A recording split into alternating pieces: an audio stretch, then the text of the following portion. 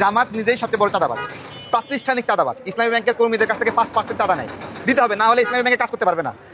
ইবনে সিনাতে চাকরি করলে 5% চাঁদা দিতে হবে। সবচেয়ে একবারে শিক্ষিত হবে চাঁদাবাজ, এবং অর্থনৈতিকভাবে তারা খুবই শক্তিশালী এই চাঁদার টাকা দিয়ে। এখন এই মহা চাঁদাবাজ, তারা এই মহা চাঁদাবাজ, ব্যাংক খেকেও চাঁদাবাজ, তারা ওই ফুটপাতে সিঙ্গারার দোকান থেকে 20 টাকা নেয়, সেটা নিয়ে খোঁজে। তারা যে 5% বেতনের টাকা মাইরে খায়, এটা নিয়ে খোঁজে না। ঠিক আছে, এই আর কি। এই শালার পুত তারেক, এই তারেক প্রতিনিয়ত মিথ্যে প্রোপাগান্ডা চালাইতেছে। তোর কাছে যদি প্রমাণ থাকে তুই প্রমাণ সহ সামনে আয়, তারপর দেখি। তোর ভিতরে কি একটু লজ্জার শরম নাই? আসলে বাংলাদেশে কি লজ্জার ভ্যাকসিন আছে? লজ্জার ভ্যাকসিন যদি না থাকে আর একটা কুকুরের ভ্যাকসিন দিয়ে দেন। ওরা সহ্য করতে পারতেছি না। শোন ভাই, আমজাম কাঁঠাল ভালো হয়ে যা, বুঝছো? ভালো হয়ে যা, এটা পিঠের ছাল বাল কিন্তু কিছু থাকবে না।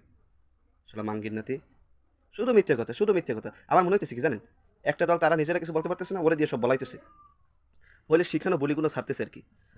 বুঝতে পারছেন? ওর কোনো কাজ কাম কিচ্ছু নাই। তোর যে অবস্থা, তোর তুই তো নির্বাচন এমনি হইতে পারবি না।